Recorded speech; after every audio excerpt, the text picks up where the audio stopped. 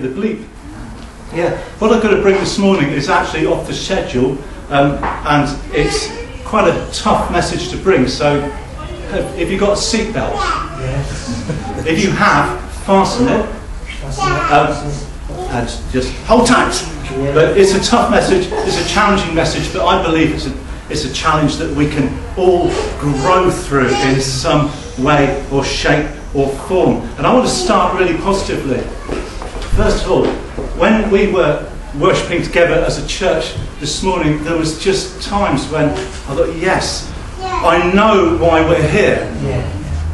And we're here because of Jesus. Amen. And we're worshipping Jesus. Amen. And it's so easy to lose sight of that because there's so much to church, there's so much involved in coming together and just getting together and organising it and being it, that we can forget why we're here. And that's why it's good to be here and worship Jesus. We say, yes, that's why we're here. We're worshipping Jesus. And like I say, so much to do before. Paul, bless him, has been working furiously on the men's toilet to get that toiletable.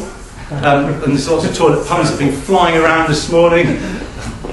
And we won't start now again. But he's been working that. And like I say, so much happening. But at the end of the day, whatever the state of the building and whatever the state of anything else, and that's what we're going to be looking at, is we've come to worship Jesus. Amen. That's how we're going to start this message, and that's how we're going to end this message. And we're going to have a sandwich of other stuff. Yeah, that's right. Good, worth a clap, that, isn't it? And I want to look at the great journeys. We'll start by looking at the great journey we're on as a church, and then look at the challenge that lies before us. And to start with, and put up the right slide of the things that we've been doing, great. So growing in God and stuff like that, Barton Green, is the good one. It may not be the right order. Is it the photo not up there? Oh, right. This photo. It's on Screen Monkey. Screen Monkey. I have nothing on screen. There's nothing on screen. I've got one slide. Oh, right. Oh, well. Never mind, I won't show you that slide then.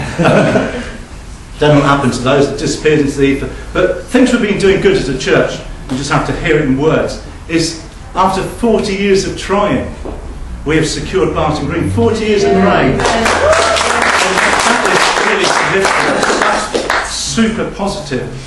You know, Peter and Jean, they've been here all this time. They would tell you that ever since they've been here, the church has been trying to get Barton Green.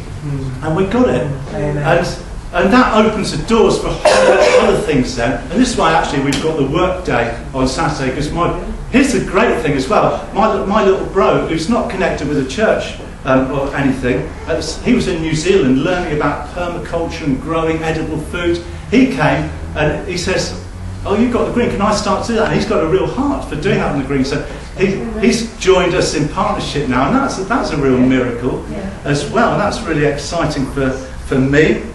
So God's going before us on that, and now he's going before us over there, because our heart is to extend the size of the building. I've got talking to Pete Luther and Revive and the Youth Cafe, and they're looking for a venue. And I said, well, Pete, if we want to build a bigger building, if we built a bigger building and you kind of secure Youth Cafe funds, then we could all be happy. So we're now looking to go in serious partnership with Pete and Revive and Youth Cafe to double the size of our building. And if it goes to plan, that could happen within 2 years. Wow. We're on a good journey. We're on a good journey. And even more significant than those things, and I say even more significant, is we as a church have started a journey growing in God. Because we've got a 3-dimensional vision. It's to grow into our community, it's to grow in number, but the first part of that 3 dimensions is to grow in God. Amen. There's no point in growing if we're not growing in God. We want all the dimensions, but that is the dimension that counts, because that's the eternal dimension. Amen. Growing in God. And we've started as a church. We've got 6 growing in God groups established in the church. 6 groups in the midweek about growing God. If you haven't signed up for a group yet, speak to me because I will get you in a group. It's absolutely brilliant. So that's the good thing. But then we come on to the challenge. And the challenge is, in plumbing terms, and I saw it this morning because underneath that sink, I'm forever changing this bowl that we've got under there, which is forever full of water and tipping it out. Sometimes I forget and it overflows and everything gets wet. And so I'm saying to people, we've sprung a leak there. And please, if you see that the bowl is full, please can you empty it? So we've got an army of people emptying that now. That's not the challenge, by the way. That's a metaphor for the challenge. The challenge is the leak.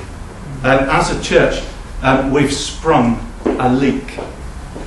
And the leak is a financial leak. And it's to the tune of £600 a month, the leak is. That's quite a serious leak. And this is a really hard message for me to preach from this point now. I've done all my jokes and all the funny bits. And now I'm thinking, okay, we've got to get serious. And at the same time, I'm worried that people are just going to go, because no one wants to hear about that, because the world we live in is a difficult world. It's a squeezing world. Is there anybody here who doesn't feel squeezed financially at the moment? Because it is that there's less money around. It's times of austerity. It sounds quite a good word, that, but I don't think it is. And we're in that time as a nation, so obviously times are hard for us all as a church as well. But I think I've got one just showing. Yeah, that's it. If you can squint your eyes and read that, then you can see it. If you can't, I've printed it out for you. Bam. Take one. Just pass it back. And I'm just basically going to go through this, but I'm not just going to go through this. Effectively, we started with Jesus and worshipping of Jesus, and we're going to end there as well, because at the end of the day, this is all about Jesus. And if we get that in our sights, then we can understand what I'm saying today. If we don't get that it's all about Jesus, then all you're going to hear is somebody wants your money. And that's not a pleasant message to hear. I don't like hearing that when people tell me that they want my money. So you can see how the church is losing money. At the moment, at the current rate of loss, you see, we had a leaders meeting, we just met and we did a bit of an audit, and this is what we came up with. Previously, it's always kind of managed to balance. It's just at the moment, it just doesn't seem to be balancing. This £600 a month loss means that in 3 to 6 months, we would be out of money at the present rate. And it is a huge challenge to us as a church, especially when we in the church are under financial pressure. But the thing is, and this is the good news, and I want to tell you this morning, there is a God. Amen. And God knows how to deal with money. And so, looking to Him on this, I don't see it so much as a problem as a challenge, and especially growing in God. If we're a church that's growing in God, we're a church that will meet this challenge fairly comfortably, I believe. But I believe that everyone who's here this morning cares in some respect about the church. Otherwise you wouldn't be here. So this is why I want to bring this to you. It would be much worse if in 3 months I said, oh, by the way, we've gone under. And people would say, well, why didn't you tell us? Why didn't you tell us? I could have done something. So this is why I'm telling you. If we have a look at the costs of the church, it's the standard things that you would expect from most organisations: wages, electricity and gas, rent, insurance, phone, internet, giving that we give, bank charges, catering, stationery, things like that, you know. And I don't want to make this about me, but the biggest cost there is wages, which go to me and Sally. And just for those of you who weren't here 5 years ago, we went on a really exciting journey, because that was the time that with 8 months money in the bank, we chose to go full-time. I chose to give up my teaching job and go full-time here in order to develop the church and help the church develop. Not single-handedly, but to lead the development. And there's so much has happened since then. We're doing so much more as a church. Notably, the food bank, which has been set up, and it's not just a couple of mornings a week, it's everything that comes from that. It's a real massive thing into the community. And as a church, we're reaching out to all sorts of groups and organisations and people and getting to know them through birthday parties and letting people use the building. So it's a very exciting thing, and I've loved being full-time, and I'll just put in italics some of the things that I do. Pastoring, administration, planning, church development, running the busiest food bank on the Isle of Wight, oversizing Newport churches working together. That's significant. I'm actually chairing that at the moment, and we're working together more and better than we've ever worked together. We see ourselves as you know, the church in this town. We're meeting together, praying together, and that's what real sort of godly stability to this town. Management of the building for the community. I spoke to someone about it the other day. I said, I'm not a caretaker, I'm a caregiver. And the same goes for Sally and Rick and anybody else who opens the building for people. We don't caretake them, we caregive. We show them that we care. And we've built a lot of bridges there. I do an awful lot of tidying, cleaning, general maintenance, partnered with the local schools massively. You know, Barton, it's not a Christian school, but it is a Christian school because they've opened their doors to God. And they have the Remembrance Day, and it's the minister from here they wanted to go in and lead the prayers. You know, that is exciting. Producing Bible study notes, other publications, organisation of wider church events, and running our own services and church meetings. So those are all some of the many varied things that I do. It is a full-time job. So if anyone thinks I just smoke cigars all week, I don't. I don't even smoke. So it would be hard for me to drop my hours, although I'm trying to look to be creative in how I can create money for the church as well. And we're looking to run conferences, I'm looking to speak at conferences, which I've begun to start to do, and generate a bit of money like that. But I can't do it on my own, is what I'm trying to say. And Sally does the treasury and other difficult jobs with her money that you can see as well, and she certainly earns what she gets from hers. So there's a lot of things that the church, I believe, is in a super place.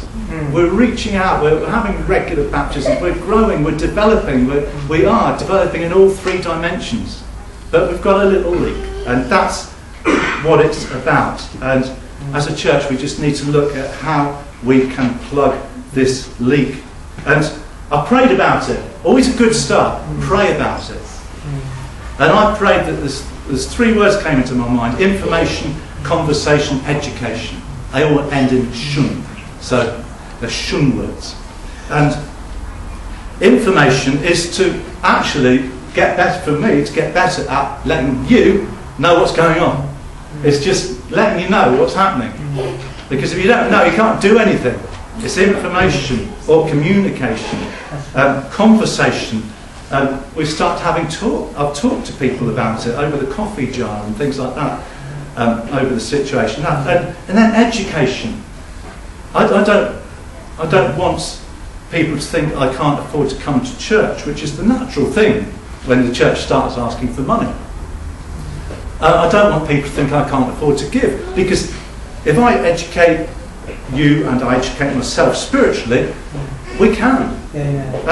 Because God's promises about when we give to Him are massive. They're huge. And this is the challenge, the growing God challenge, is to believe that when we give to God. And when we give to God, He honours that. He honours what we give to Him. Every penny of it. I put a few slides on as well, I think, if they're there. Just some Bible verses, quick bit of education this morning. I love this, one of my favourites. It's in Luke, we read this last week. Give, or during the week, give and it will be given to you. You see, if there's not a God, we give and we lose money. If there is a God, we say give and it will be given to you. How much? How much, God? In good measure. What do you mean by good measure, God? Oh, I mean pressed down. Pressed down. Shaken together and running over will be given to you. That's what God means. And I just want to always educate us and educate myself that when we give, there is a God. And that's what he says about giving. And that's been my testimony in my life. I've been in a situation, Sally will tell you if you ask her, where we've had lots of money and when we've had no money. All through that time, we have tithed. And tithing is a strange thing. If I was a financial advisor, I'd be fired for saying this. But God doesn't fire me for saying this because it works. You see, God promises that if you tithe, He will give back in that sort of amount. And He'll open up heaven and give you so much you won't be able to contain it. That's one of His promises. And tithing goes, you take the first 10%, it's a principle right throughout the Bible, you take the first 10%, you give it to God, and then you live on the other 90%, but with a bit of blessing thrown in. 90% with blessing is far better than 100% with no blessing.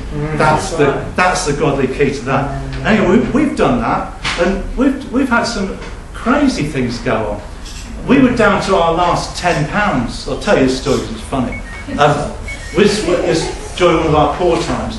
We were down to our last £10, and I went to an auction. And Sally said, "Don't spend any money at the auction." And I said, "Of course I won't, it's just a bit of fun." And they were auctioning a camera. Now I had a camera, I didn't need a camera. And they said, "Will anyone start the bidding?" And I thought, I'm going to start the bidding because someone else can finish it. This is how it goes. I just want to play. I just want to play. So he said, "Who will start the bidding at £12? Yes. Right, do we hear 15?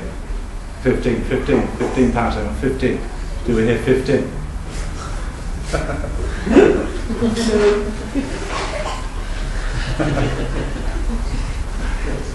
Gone to the guy with a red face at the second row there. No, how do I go back and tell her that I've just got rid of our last £10? And I did, and I still have the marks to show for that. And I went back in the next day, and my comrades said, "You all right?" I said, "No." They said, "Why all the marks?" I said, "Why the bruises?" I'm only joking. Why are you limping? They said, "What's the matter?" I said, "I've just blown my last £10. And they just laughed. They said, "That is so funny." And at the end of the day, in my pigeonhole was an envelope with money in it. And it had on the front of it, "Thank you for giving us such a good laugh." And they had a whip round. And here's the funny thing, there was £15 in there. So that's God's economy, you see. That's a funny story, but that's my testimony of God's economy. We give, all right, I gave to a camper, but I'd already tithed, you know what I mean? We give, He gives to us. His economy is a great economy. There's no austerity in God's economy. I could go on all day telling you stories about this. I just want to bring in that education that when we do give, it's not as bad as we fear it's going to be.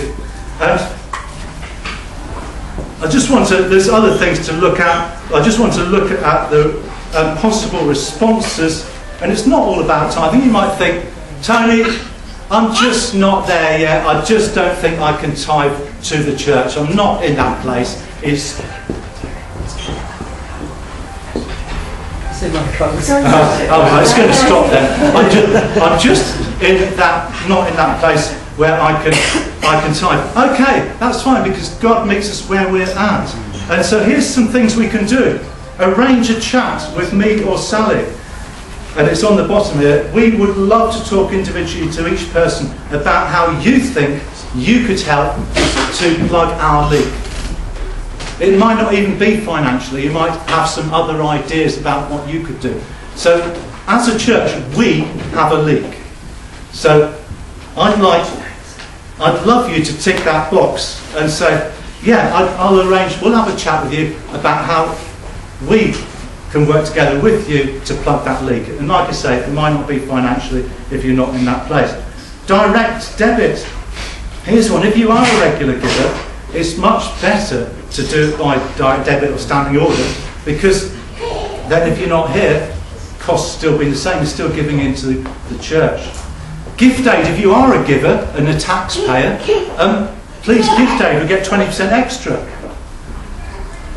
If anyone's won the lottery or just got some money, a one-off gift would be lovely.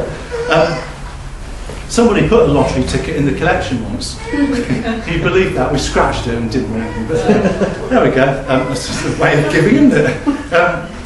Giving in kind. If you want to bring toilet rolls, kitchen rolls, a ream of photocopier paper, cleaning products, not from your workplace, by the way.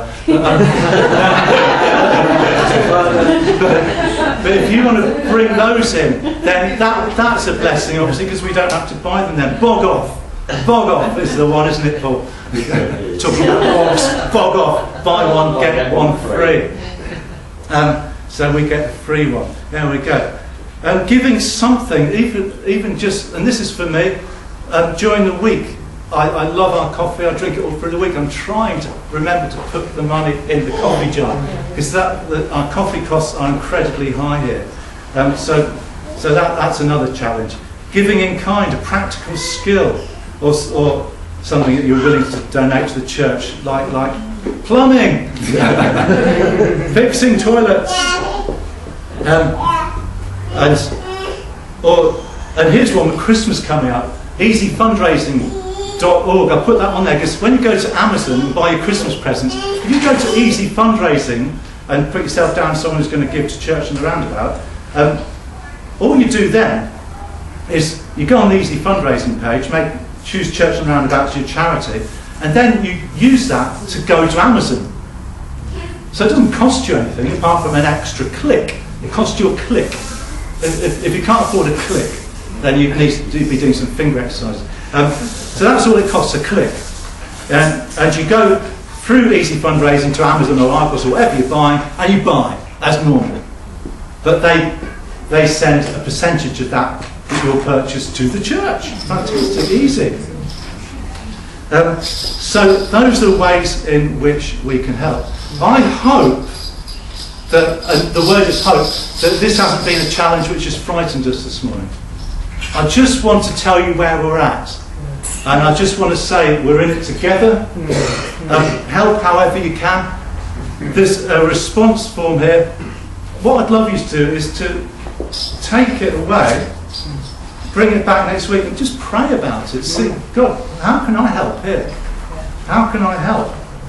It's good to pray about these things. And because I believe that if we look at this in about March next year and we bring a forecast which is different, then we've done it. Amen. And we've done it. And we're a church that's growing in every dimension. We're a church that can be confident that we're growing, confident together. And I believe that this is a serious time of growth for us. And this is probably one of our first challenges, but it's a challenge that God wants us to come through. It's a challenge that I'm excited about that. And if you want to read a chapter on giving, read 2 Corinthians chapter 9. It's there. And I love this chapter. I haven't got the whole chapter, I'll just put the reference. 2 Corinthians chapter 9, 2 core 9. Because Paul speaks for the whole chapter about giving and practicalities of giving in that situation he was talking about. And then at the end, he just can't contain himself. And this is how I want to finish. He can't contain himself.